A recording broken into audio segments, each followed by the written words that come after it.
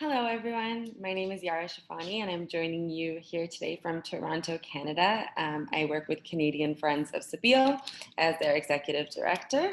I'm really happy to be here with you all. Thank you for joining us for the 6th Kumi Now online gathering. Before we begin, we have a few housekeeping points to cover so that the session can run as smoothly as possible. The session will be broadcasted live on Facebook. If you do not wish to appear, please turn off your video feed. We would also love it if you could quickly share the Facebook post on your Facebook so that others may join as well. We will be muting everyone during the session except those speaking. Individuals won't be able to unmute themselves. If you wish to ask a question to the speakers, please type it into the chat box. When it comes to the question and answer session at the end, we will use the questions shared in the chat as well as some questions received earlier by email. If you have any technical issues, please use the chat to message Kumi team privately and we will try to help you with them. We hope that you will find this session interesting and informative. I'd like to start by having everyone you'll see today introduce themselves. So I see Omar. I don't know if you wanted to jump in there.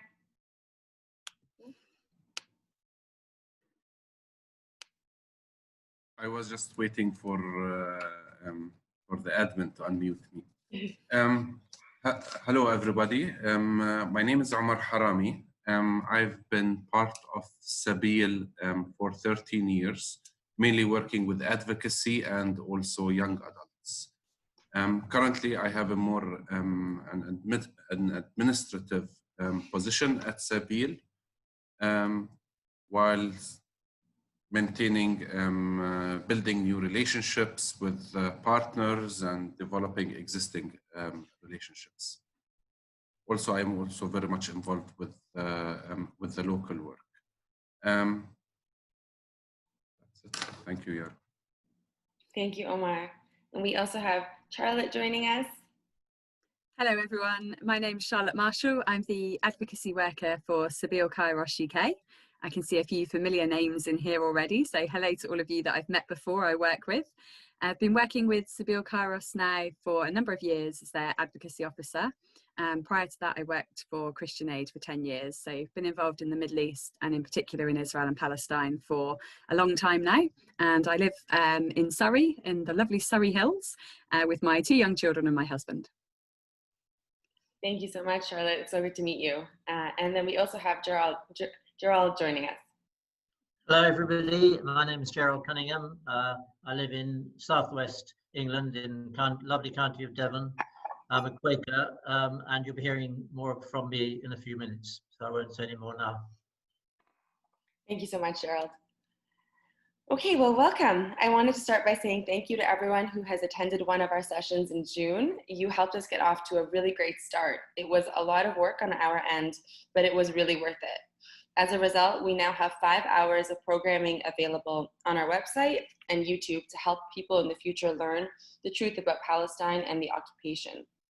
We now start our 2nd month of Kumi Now online, and we begin with our friends from Sabeel-Kairos, learning about morally responsible investing. By the end of July, we will add sessions on the right of return, education funding, and women under conflict. It is our sincere hope that we can continue these sessions on through August and into the future, addressing new aspects of the occupation week after week, so that anyone watching along will become fully educated on the effects of the Israeli occupation. However, education is only one of our objectives. We also want to connect activists with organizations on the ground. Kumi means rise up, and the ultimate goal is to engage in advocacy for Palestine and the world. To this end, our Kumi actions and hearing from organizations on what we can do to help them are critical pieces by which we will measure our success. So please continue to watch along with us, but also think about how you can engage with these wonderful organizations after this gathering has ended. It might be a donation, but it might just be following them on Facebook and sharing their articles and videos, or buying a book or signing a petition. And keep working on sharing information on Kumi Now, far and wide. The more people we reach, the greater the impact will be. With all that in mind, let us now turn to today's session as we partner with Sabeel-Kairos UK to learn about morally responsible investing.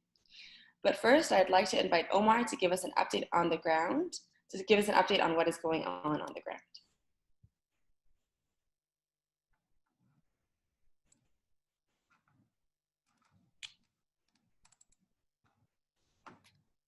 Thank you, Yara.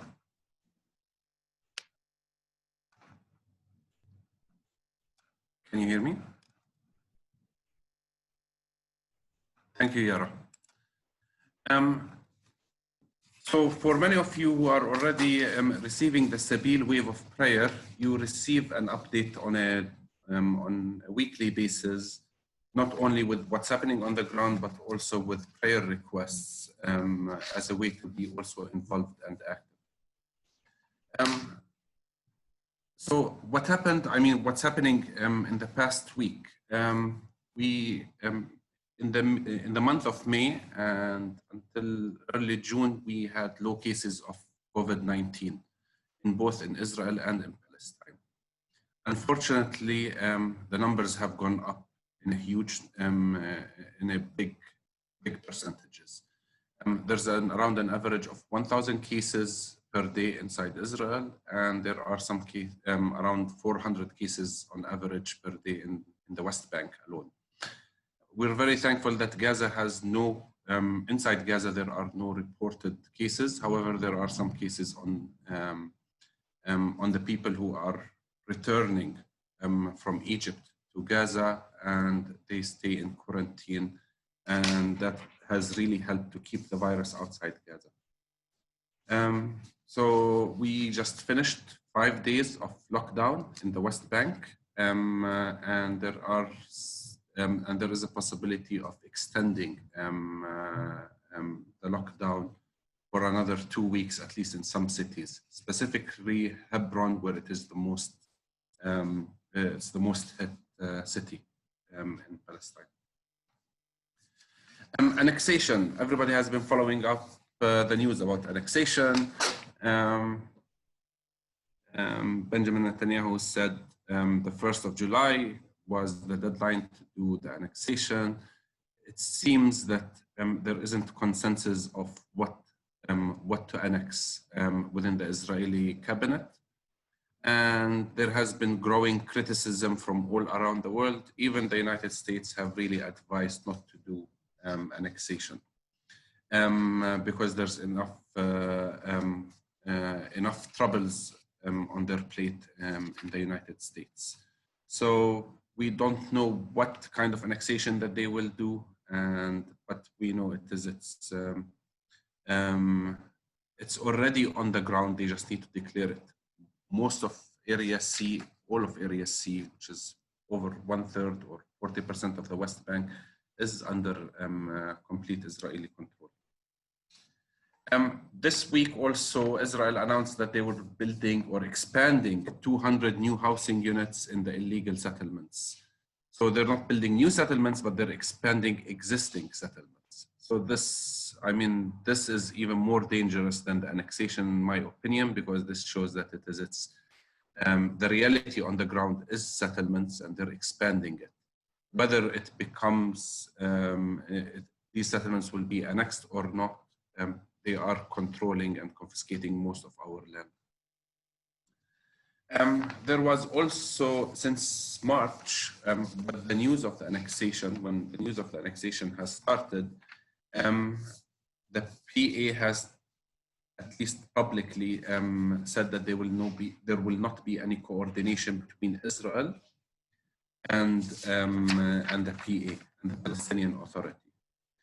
So, all of the borders, especially patients who would need treatment inside the West Bank from Gaza, have not been able to cross the areas crossing from Gaza. 5 Israeli and Palestinian human rights organizations, Isha, Adaleh, Hamoked, Physicians for Human Rights in Israel, and the Association for Civil Rights in Israel, have sent an urgent letter to the Defense Minister Benny Gantz, demanding that Israel immediately ensures Palestinian travel through areas crossing.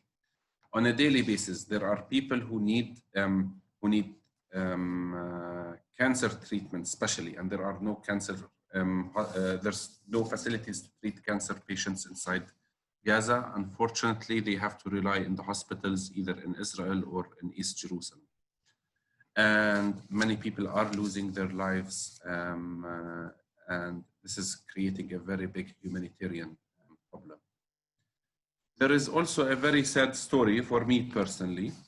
This is the story from Ramallah. Rami is the young guy in the picture. I know him when we were very much active in the youth movement during the first Intifada, and with many years following, he was and he is still very active member in the community and with and politically active. He's been in and out as much as I remember. We know him. He is from the Christian community of Ramallah. And he is currently in prison.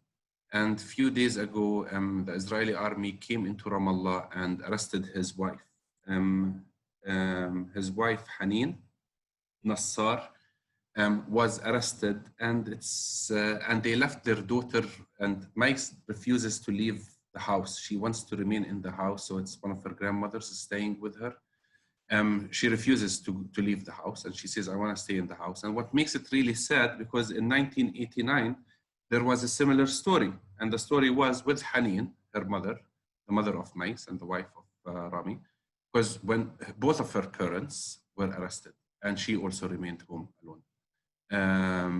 And it just seems that this is a never-ending cycle of Palestinian suffering. Our children have to remain home alone when their parents are arrested in the middle of the night, and with the administrative detention, there is no deadline. There was also a story, a very touching story, in the south of Israel, close to in a lake.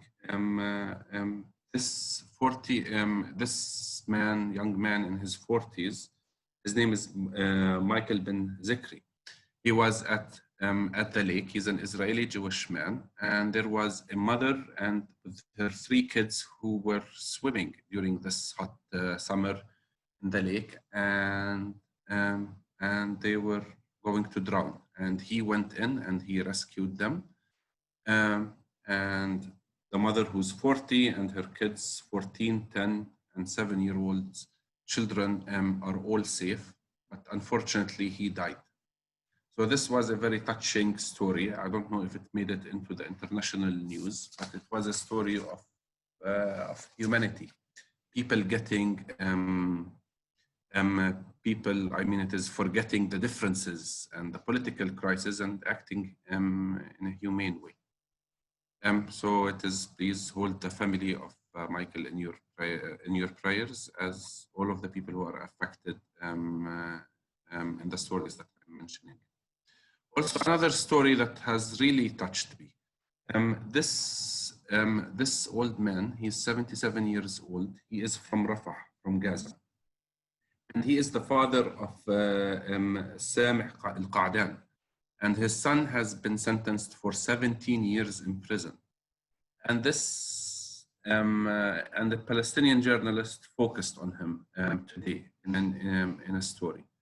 And for 17 years, this man has been waiting for his son. Unfortunately, it was him and his wife, but his wife died 2 years ago.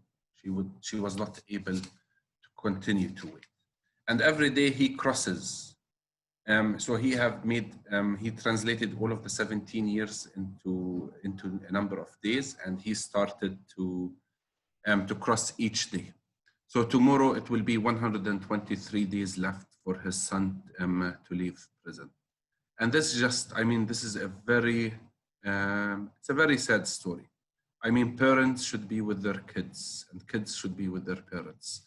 The occupation continues. His son and many Palestinian prisoners who advocate for justice, for human rights, are forced to remain behind bars for a punishment that they wish and dream of a better tomorrow. I'm sorry there isn't many happy news this week, but we will be looking for them in the coming weeks. So thank you, and I turn things back to you.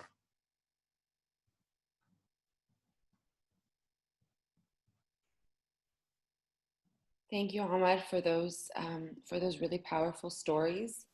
You know, it's being here in Canada on Turtle Island and hearing the stories of separation between families and separation between parents and children. It really reminds us of, you know, the ways in which all of these conversations are so global, and you know, the ways that Indigenous people here have been separated from their families. And you know, I think there's a global movement and a global struggle that we're really all very tied together in this situation. And so thank you for that.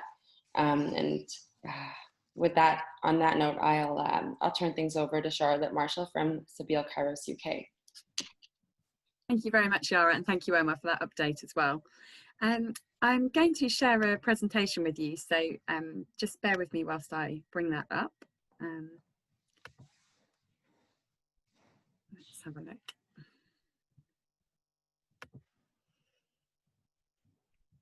Okay. Hopefully everybody can see this. As I mentioned at the beginning, my name's Charlotte and I'm working for Sabeel-Kairos UK. And I'm going to be talking to you today about our main campaign, which is called Investing for Peace. When we started thinking about how we here in the UK could have some sort of positive impact on this situation in Israel and Palestine, we were thinking about how we could manage to run a campaign that would both challenge our churches on their investments and where they place their money, but also be a campaign about educating people.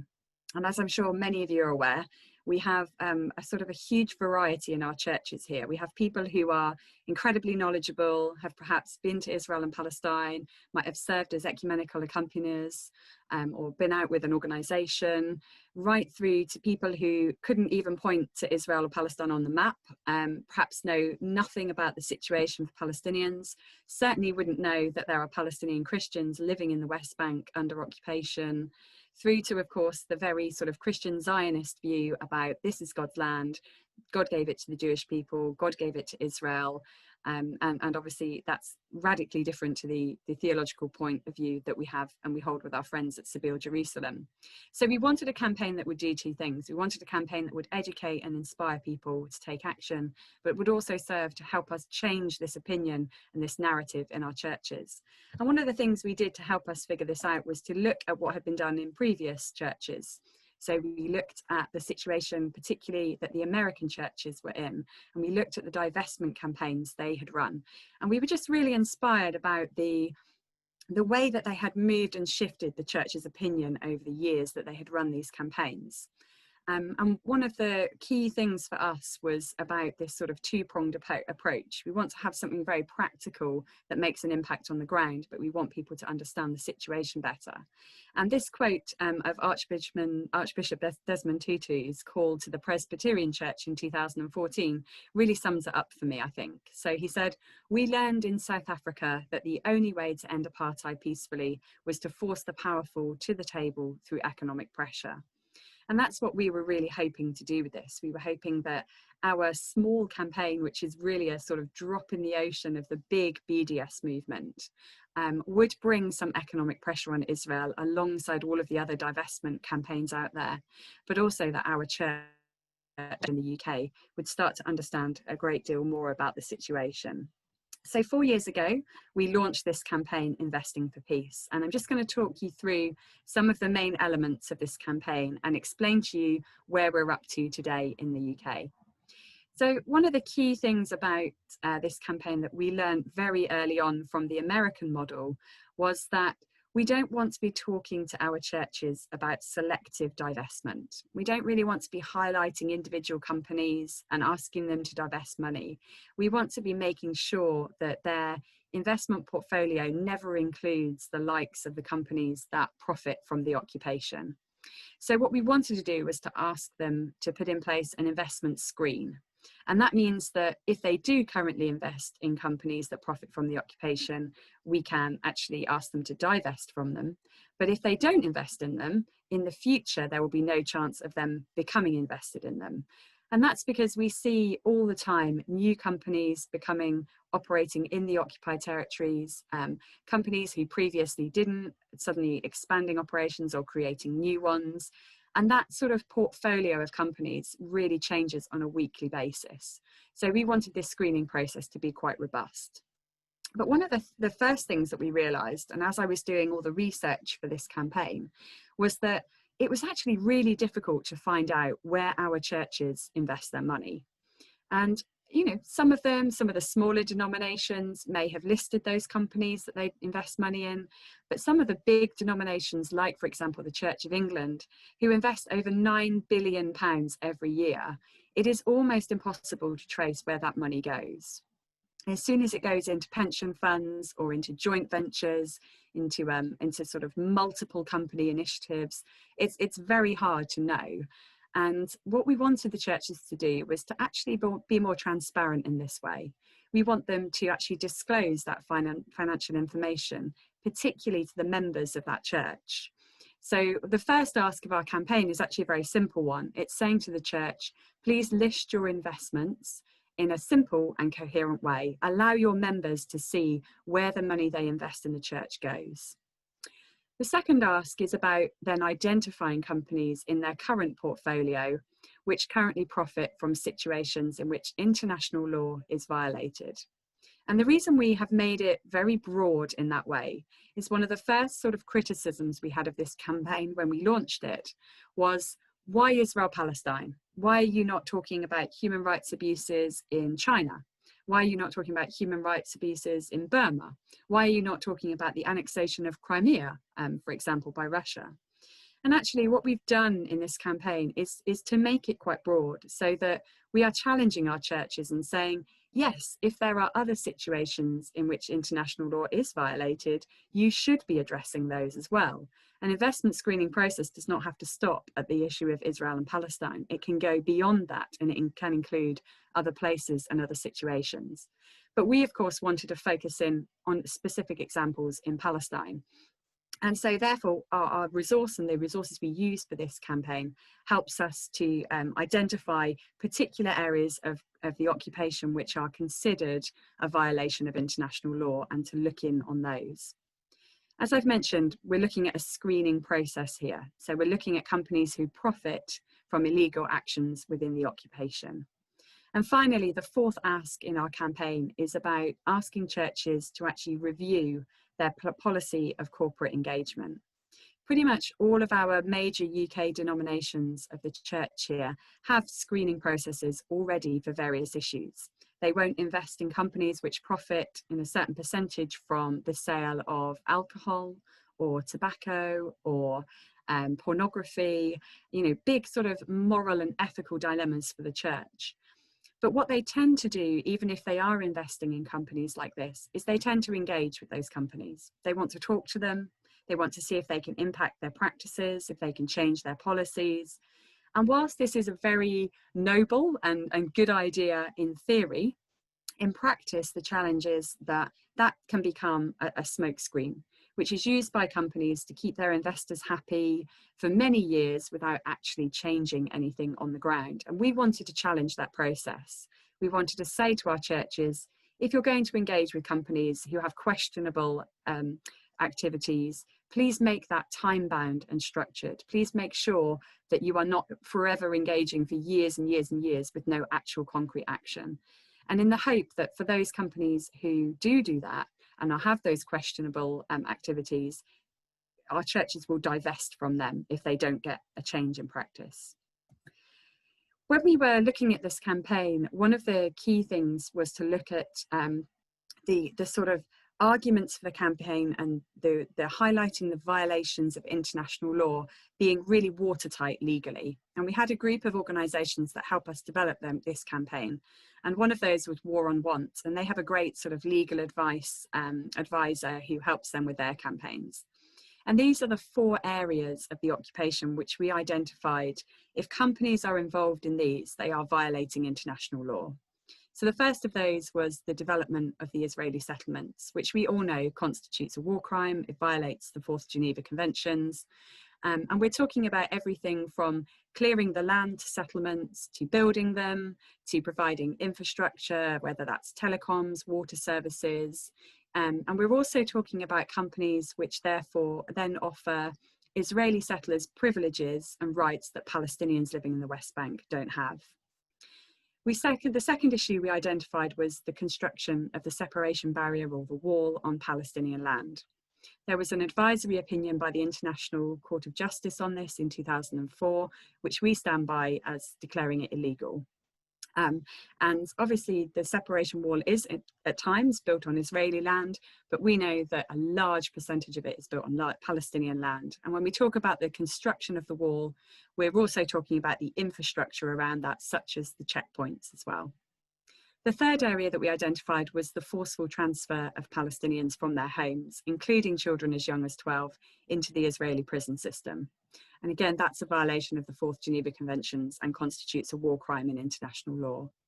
And the final one, which is actually a really significant one when we're looking at companies that are complicit in this, is the exploitation of Palestinian natural resources, which is interestingly not only considered pillage under international law for the occupier, but also for private companies who are actually given access to that land by the occupying power. So these are the 4 areas of the sort of legal arguments around our campaign. But of course, we know that the occupation is an abomination, not just legally, but ethically and morally and biblically for us as well. And for us, this was a key part of challenging our church. We're called biblically to be good stewards of our resources, and we have a responsibility to use our money wisely as Christians, and our churches have a key responsibility to make sure that the money they invest is being used for to promote our values in the Bible. So we're talking about justice, peace, human rights, an end of oppression, dignity, equality. And this verse from Matthew 6:21, where you put your money, there your heart will be also, is really key for us. You know, it tells us where our heart and soul lies if we're investing in companies which are ultimately sustaining and entrenching the occupation and the control and the oppression of the Palestinian people. So we are challenging our churches on all of those fronts. One of the first questions we often get asked by churches is, but this is a huge, complicated area. You know, how can we possibly know which companies are complicit? And the great news about this is all the work has been done for us. There are lots of different databases out there, lots of different information, but the key organisation that we point people towards is Who Profits. And if you haven't come across them before, they are a wonderful Tel Aviv Israeli-based organisation who research into companies and try and expose those that are profiting from the occupation. At the moment in their database, there's a list of around 400 different companies operating in the OPTs in this way. And it's, you know, absolutely a source and a wealth of information. There's data, there's facts, there's company profiles. They are tracking new movements of companies, new activities all the time, and they're writing very detailed reports about it as well. So we've worked with Who Profits for the last 4 years on this campaign, and they are, as I say, a huge source of information for us. I mentioned earlier that we took a lot of our inspiration for this campaign from the American churches. And I just want to very quickly give you a bit of a sort of background to what they've done in America. And this is obviously a great source of inspiration for us. We're at the sort of start of our campaign. And you'll see that a lot of the successes they've had have been sort of 2012, 2014, 15 onwards. The first thing the Presbyterian church members said to us when we asked them for help on this campaign was, don't be fooled. We may have had our success in 2014, but we started back in 2004. And this vote that happened in the Presbyterian church, where they voted to divest from Caterpillar, Motorola and Hewlett-Packard and put in place an investment screen, took 10 years to push through. And when they actually proposed this back in 2004, the vote failed spectacularly at their national conference. And it was a real wake-up call to them. The members of the Israel-Palestine network in the Presbyterian Church said, we realised we needed 10 years to educate people enough that they would vote what they said, obviously, the right way. And that was a real campaign, as I say, over 10 years of producing theological resources, sending clergy and lay people to Palestine and Israel, regularly talking about in the church press the situation, telling human stories, and eventually, after all that campaigning in 2014, this quite monumental landmark vote happened. So we realised we're just at the start of this campaign. We've got at least another 10 years to go, but as I say, it takes that time and it takes that process to inform people and educate them enough for them to vote. So what have we done so far in the UK? Well, as I mentioned, many of our church denominations already have ethical investment screens in place. And these cover areas, like I've mentioned, such as gambling and weaponry and tobacco and alcohol. At the moment, one of the, I say the only denomination because I'm leaving Gerald to talk about the Quakers, but the Methodist Church is the church that has an actual investment policy on Israel and Palestine. But it is focused entirely on engagement with companies. And we've worked a lot with our Methodist campaigning group in the last couple of years to try and help them to see that this policy is at the moment not watertight. Unfortunately, it has still allowed them to invest in companies like Heidelberg Cement, who have a quarry in the West Bank. They quarry out a lot of Palestinian natural resources. They have confiscated and taken land, obviously with the permission of Israel, for this quarry from in particular, two small Palestinian villages. And following our campaigning last year, we had about 800 Methodists who sent a motion to the National Methodist Conference asking them to change this investment policy. And although they declined that and they refused to actually debate it at the conference, our example of highlighting Heidelberg Cement obviously put on some pressure, because last year they actually divested from Heidelberg Cement, and that was the first time in 7 years that they'd made a decision about that company. But we're pushing on with that campaign this year, and we've actually got meetings now with the Central Finance Board and the Advisory Ethics Committee to look at helping them to update that policy and to change it. I'm going to hand over to Gerald in a minute, who's going to talk about how he ran this campaign in the Quakers in Britain. And they're our greatest success story at the moment, and they're the ones we hold up as our shining example. But I will leave him to tell you about that. What we do have is campaign groups in all of what we call our major denominations. So we have the Church of England, Methodist, United Reformed, Catholic and Church of Scotland groups. And if you're interested in joining one of those, if you're based in the UK, then let me know and we can introduce you to the other members of the campaign. I mentioned at the beginning that we don't work alone on this campaign. We have what we call a steering group of organisations, all of whom have helped us develop it, who are behind us, and who are partners in this campaign, and you can see the list of them there at the bottom.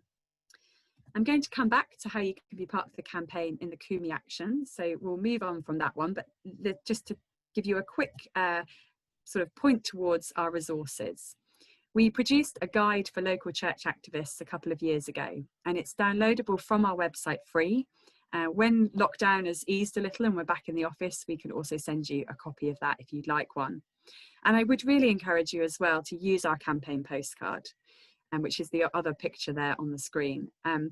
It's a very simple postcard. It has the 4 main asks of our campaign on the back, and you just have to send it to your church leader. We've had around 5,000 of these sent off to the different church leaders and the denominations over the last year or two. So we're hoping that we're going to keep using this and it keeps adding the pressure on. I'm going to stop there. I'm going to stop sharing the screen and I'm going to hand over to Gerald, who's going to tell you a little bit about how they ran this campaign in the Quakers. Thank you very much. Okay, thank you, Charlotte. Can everybody hear me okay? I think I'm unmuted, so it should be okay. Okay, yes, I've been a Quaker for over 30 years. I lived down in Devon in southwest England. I was brought up an Anglican, but I was attracted to the Quakers because of their commitment to social justice based on what we call our testimonies, which are to equality, truth, and peace. Our beliefs are expressed in the way we live our lives. That's what how we talk about letting our lives speak. And you probably know Quakers have been active in many social campaigns. I'd like to hope you do anyway. Abolition of slavery, absolutely key one. We are very critical in working to bring that about. Prison reform, Elizabeth Fry, you have probably heard of.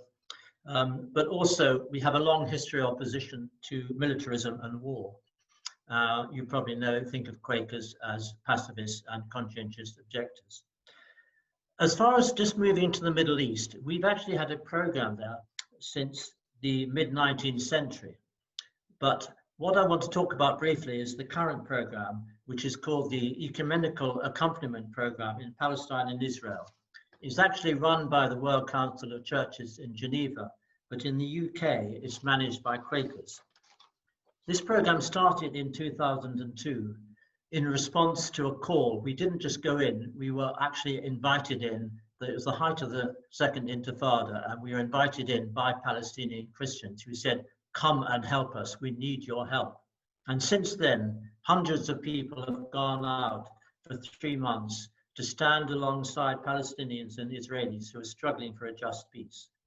So this is why we have a particular, not just an interest, but we have a direct knowledge as Quakers. We have a very good knowledge of the situation there. And our commitment is to advocate for an end to the occupation of the West Bank and a peace settlement which recognizes the rights of both sides.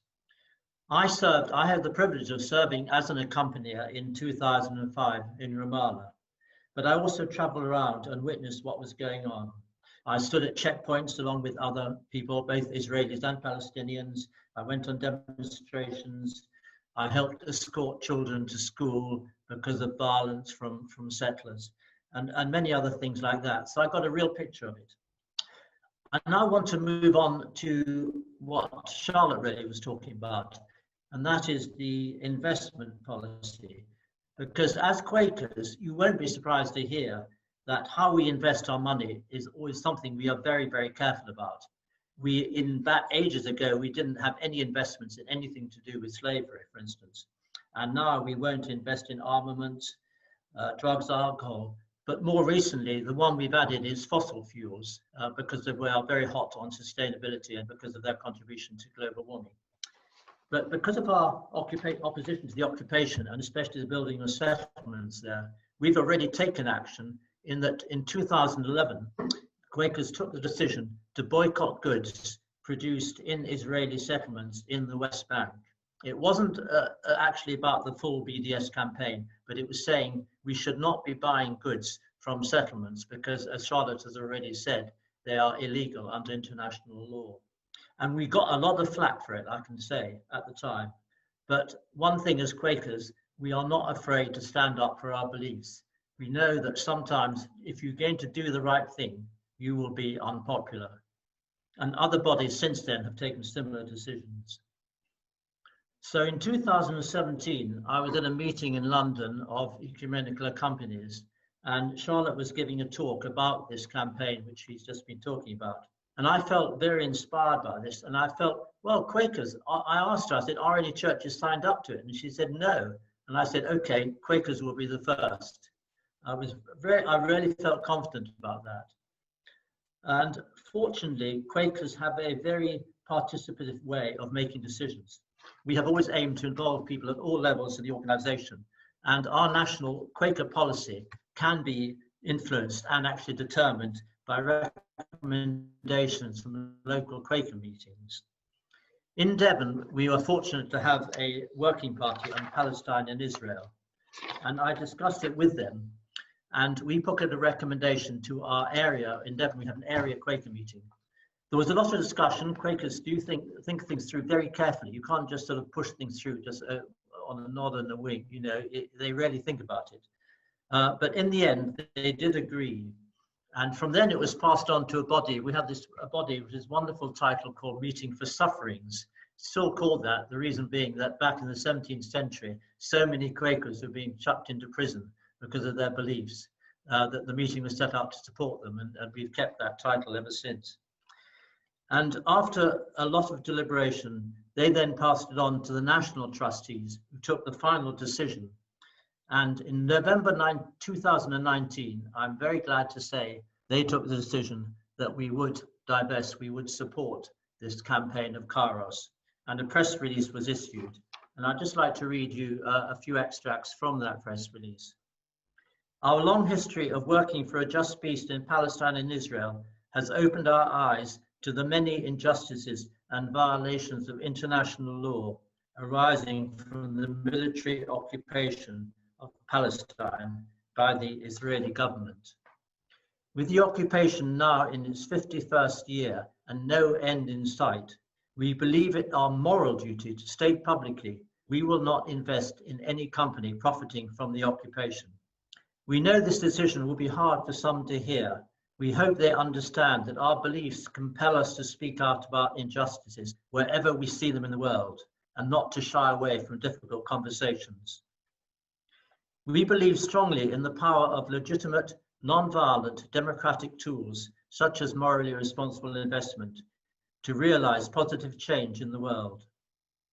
We want to make sure our money and energies are instead put into places which support our commitments to peace, equality, and justice.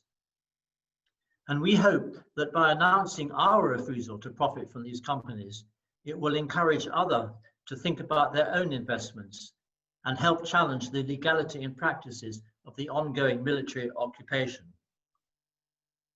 Whilst we do not believe we currently hold investments in any company profiting from the occupation, we will now amend our investment policy to ensure this remains the case in future. This includes companies involved, for example, in the illegal exploitation of natural resources in occupied Palestine and the construction and servicing of the separation barrier and Israeli settlements. We continually pray for both Israelis and Palestinians, keeping them together in our hearts. As in 2011, as you would expect, there was a lot of criticism as well as a lot of support. We had criticism from a variety of sources, for instance, Christian Zionists who have an unwavering support for Israel based on their reading of the Bible and the Promised Land, and so won't tolerate any criticism of Israeli government policy. But also, even within Quakers, some believe that we should just carry on talking and not take any concrete action like this. Now, in terms of my own personal view on these criticisms, some people say that we are taking sides, we're taking the Palestinian side. I don't see it that way. Before the Second World War, Quakers set up a scheme called Kinder Transport to bring out many Jewish children from Germany to the UK. And many of those people have since then said how grateful they are to Quakers for what they did to help them escape from the Holocaust. Quakers have always been on the side of social justice. We support those whose human rights are being violated, whatever their race or social background. We're not bothered about race or social background. We're just bothered about whether their rights are being abused. And as an EA, I witnessed and heard about the suffering caused by the occupation, loss of land, travel restrictions, demolition of houses, inability to access farms, detention without trial. So my own personal support for disinvestment, and I think for many other Quakers who've been out there, is based on what I have seen and heard directly, both from Palestinians and Israelis. For instance, I met when I was there and had a good discussion with Jeff Halper, who recently was on one of these seminars. Dialogue has been going on for years, and yet the situation is getting worse. And if you talk to Palestinian Christians, of course they want dialogue, but they say, what is it achieved for us? And of course, now we have the terrible proposal to annex part of the West Bank. Palestinians themselves are asking us to take more concrete action, as are some Israeli peace groups. So I am quite certain that as Quakers, we took the right action, even if not everybody agrees. And I very much hope that other churches and religious bodies will follow our lead on this. Thank you.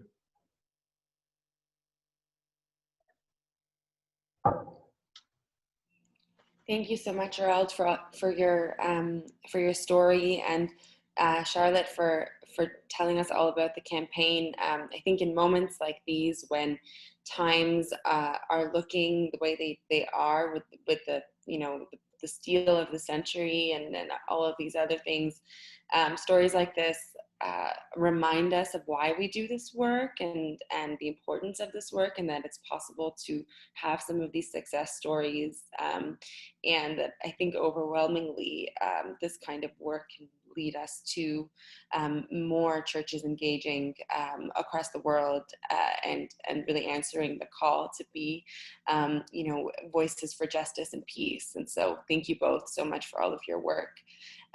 We'd like to jump in now to question and answer period. We've actually had a few questions coming in, so I'll start with those. And if you have questions that come to mind as we have this conversation, just feel free to plug them into the chat box at the bottom and we'll get to them. So one question that we have, which is for Charlotte, is you know, about the easiness of churches to engage in this work and not really, you know, the restrictions that they face with when dealing with a political situation like this. There seems to be a lot of people within the base saying, what about the separation between religion and state? And so what's your experience with the ability of churches to do this work? Yeah, it's a very good question. It's very difficult. And I think in particular, we found in the Church of England, this has been a huge issue. So we have an archbishop at the moment who is very politically entwined. I think many of us will probably agree with that. He is certainly very aligned to the Jewish community, and he has a Jewish background as well. So I think that all plays into his sort of personal feelings about it. And to be honest, we found it very difficult in the Church of England to sort of gain any kind of momentum and traction because we're continually facing this barrier and this block. What I would say is that we've come at this campaign in a very sort of two-sided approach. So we want to talk to the senior members of the church. We want to talk to the archbishops and the bishops. We want to talk to the finance advisors. We want to talk to the people that make the decisions. But ultimately, actually, they want to hear from the people within their church, and that change isn't going to happen at the top because we go and talk to them or because one of our partners does. Change is going to happen when lots of members of the church come together and voice their opinion. And we believe firmly that this is a grassroots campaign. Its power is in large numbers of people and large numbers within the church calling on their leaders, calling on their church leaders to take action. And that's what we've really seen happen in the Methodist Church. So we've seen, for example, last year, we had a motion that went forward to the National Methodist Conference. And it came from over 800 Methodists across the UK, all voting in their individual churches or circuits or districts. And that kind of power of response, it really sort of forces the elders in the churches, it forces those senior leaders to listen. And I think when we get to that point in, for example, the Church of England, this sort of separation between politics and faith is going to have to be broken down, because if they refuse to listen to their people who make up their churches, who are sitting in the pews week by week, who are joining church councils or working in their parish, you know, then they're really losing who they are as the church. And that's why we think it's absolutely key that it's a grassroots campaign. Yeah, absolutely. Thank you so much, Charlotte. And I think that really captures, you know, the what needs to happen in terms of having that grassroots movement and that that ability to, you know, educate people, that it's not just as simple as getting the vote through, but it's really about the education portion of it. And actually, I'm just going to segue into another question that I received that really ties into this, which is about, you know, that time frame, the 10 years. And the question was really just that it seems like 10 years is a long time to inform people and educate people. And do you have any ideas, either you or Gerald, on how to speed up that process and that decision making? Yeah, well, I was delighted it didn't take the Quakers 10 years, as I'm sure Gerald is. And I think it, it does depend on the denomination. It depends on what's happened beforehand. It depends on what education's gone on already. It depends on what messages are coming from those sort of senior church leaders. So something like, for example, in the Quakers, we've seen this incredibly participatory process when it comes to making decisions. Trying to get a similar thing sort of decided in, for example, the Church of England is probably realistically a 10-year process. Even if you manage to get something passed at a local diocesan level, it's got to be approved for a general assembly or a general synod. It's got to be reviewed by a legal team. And once you get there, it's got to be supported and voted on. And it just wouldn't pass at the moment. We know that's realistic. What we're seeing in some of the other denominations is that actually we're really already progressing quite fast. So with the Methodists, we've seen I would say a groundswell of support for this campaign. Last year, they wanted to decline what we'd proposed, weren't really willing to talk to us. Because we've come back again this year with a new motion, still talking about the same issues, still challenging.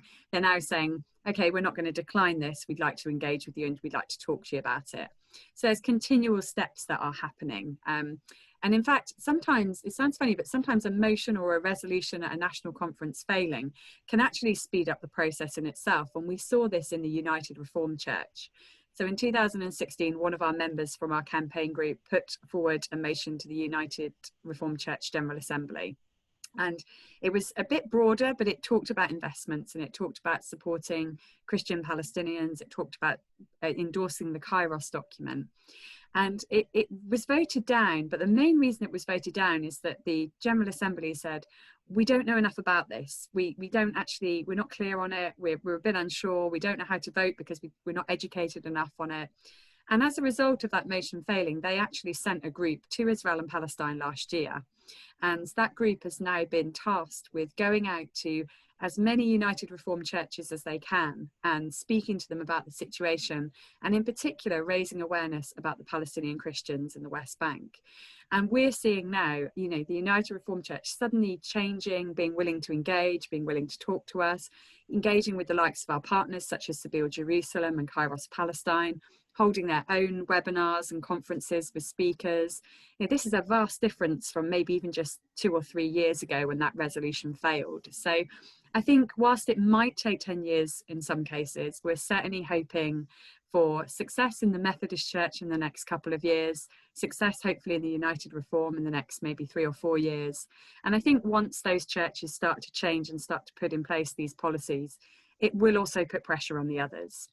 So the Church of England may find it very easy to the hierarchy of the Church of England, I should say, may find it very easy to ignore at the moment, but I don't think that will be the case if the other denominations start following the likes of the Quaker route. So we'll see, but hopefully not 10 years. Can I just add something? I mean, I should just say that a lot of we started to joke at how long things take to get agreement in Quakers on some other issues, but not on this one. But I think a key thing is education and making people aware. I did about 30 talks when I came back from Ramallah and Palestine. I did 30 talks to different groups, church groups, Rotary groups, all sorts of groups, schools.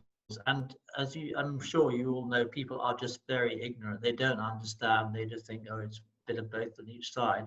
And if you are in a denomination, there are ecumenical companies all over the country. You'd be only too glad to come and talk to your church group and give a presentation just for about half an hour with slides, pictures to tell people what is actually going on. So I think that awareness raising is crucial, and until we have more of that, that is the key to getting churches to take this seriously. Yeah, absolutely. Yeah, and I think that this is a great example of campaigns that do that awareness raising with really great explicit goals. So we have time for one more question. So I'm going to just do the next question in queue, and then just also mention that once this session wraps up, we'll be staying on the call. And so a few of your questions that have been unanswered, you'll have the opportunity to chat personally with both Charlotte and Gerald and answer the questions on the latter portion of the call. And so the next question here is about the legal bit about possible disinvestment and why there's no mention of corporate investments in technology that is used by the IDF and Israeli police. Okay. Yeah, this is a really difficult one. We had a really hard time narrowing down this sort of legal argument. And one of the things I want to say is this doesn't preclude other companies. So, for example, with these companies like technology companies that are heavily investing money in the IDF and in technology for the IDF, where that technology is, for example, used for surveillance, used at checkpoints, it's often used in the prison system, we would be talking about those companies. What we've had to be really careful of doing, and this is a little bit just partly the stage in the campaign we're at, is to avoid our churches thinking this is a targeted campaign at Israel and at Israeli companies or at Israel per se. So what we're not doing at the moment is going down the route of saying divest from anything Israeli or anything to do with Israel, any company operating in Israel or in the occupied territories. We're saying the occupation is the illegal aspect, and here are ways in which the occupation violates international law. Any company which is seen to be profiting from those ways, in our view, is acting illegally and needs to be, challenged in that way. I think part of the sort of reasoning when we started this campaign was that many of our churches here in the UK take a very anti-boycott, divestment and sanctions movement approach. They don't want to engage with it. They feel it's far too controversial. They feel it's too targeted on Israel. And whilst we personally disagree with that view, we think the time is ripe for a BDS movement campaign. We are trying to meet them where they're at, and we're trying to show them that BDS doesn't have to be about boycotting Israel or Israeli companies or Israel per se. It's about saying, what is Israel doing in the occupied territories? How is that illegal? How is that a huge obstacle to peace and the future of the Palestinian people? And very specifically targeting that.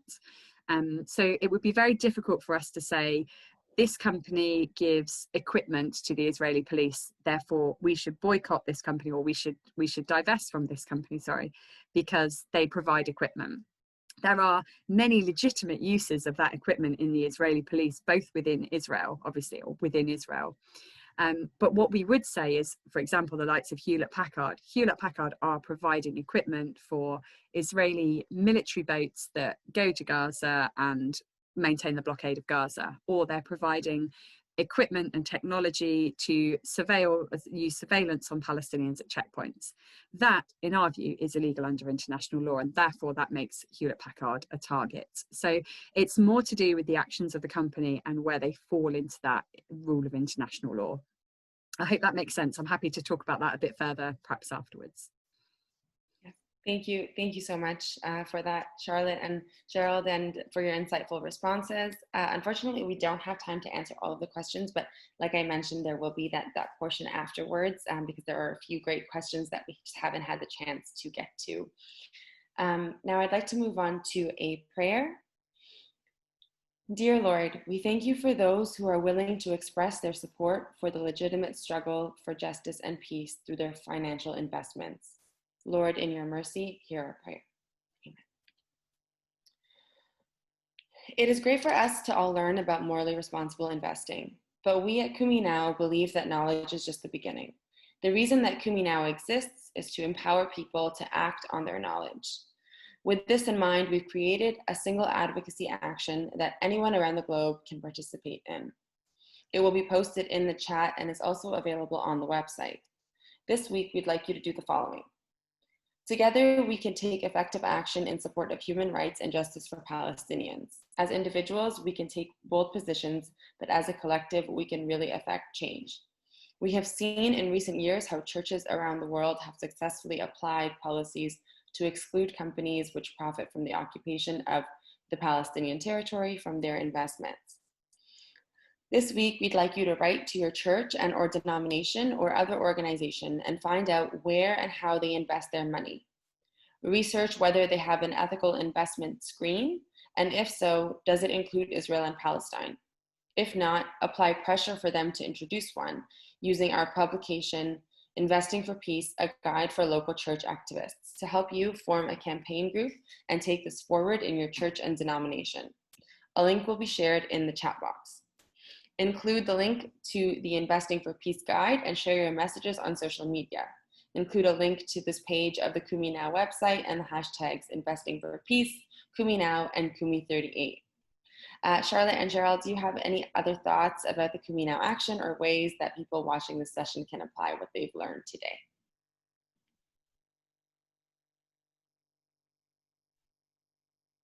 I see they're still muted. There we go. Yeah, just been unmuted. Yeah, so if you are in the UK and you would like to join one of our denominational groups that already exist, we would love to have you on board. As I say, we have groups in all of those major denominations. And actually, if you're part of another denomination and we don't have a group, we'd love you to start one up. And we want to partner with you in that, help you to set it up, help you to gain other people. And a good number of you on this call, I know, are already part of one of our groups. And just an encouragement, really. I think people often sort of campaigning on this issue can feel a bit lonely. And I had a lady just join our Church of England group recently. And at our last Zoom meeting last week, she sort of finished off by saying, you know, I've been doing this for years just on my own. I've been writing to my church. I've been trying to get talks in. I've been trying to encourage people to listen. And it's just such hard work sometimes. And actually to find 8 to 10 other people that are doing the same thing and are targeting, and you can share ideas, you can share letters, you can share responses with, it's just been a real encouragement. And we found that through those small groups, even though there's maybe only 10 or 12 people in each group, we've been able to really mobilize different churches. So as I say, those 800 Methodists voting last year were all mobilized by this group of 12 people. So just an encouragement, please do get involved. And also, if you want to start sending our campaign postcard and you'd like a number of them, perhaps you've got friends you can pass them to, or you can pass them out to people in your church.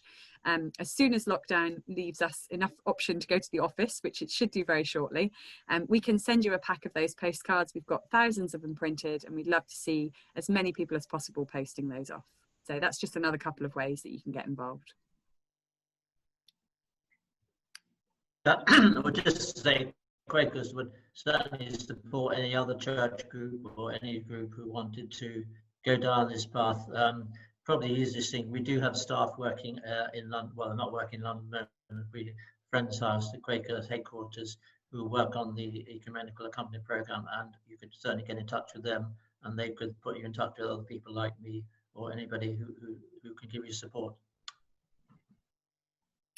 Thank you both so much, and thank you all for being with us today. Next week, we will be joined by representatives from Zucroot as we learn about the right of return and how Israel has systemically tried to erase evidence of Palestinian villages from the landscape through the Jewish National Fund. We hope to see you all back here next week, and if you like what you've seen today, we'd really appreciate if you helped spread the word to family and friends, classes and church groups, and online through social media. Now we've reached the formal end of the meeting, but if you'd like to hang around, our guests have offered to answer some of your questions and chat. This week we ask anyone who wants to speak to please raise their hand. You can do so by clicking on participants on the bottom of your screen and then on raise hand. Omar will call on you and you'll have a minute or so to speak. We know people have a lot of other online meetings and responsibilities going on right now, so please don't feel obligated to hang around. We'll also be saying goodbye to anyone on Facebook and end the recording on there at this time. Thank you.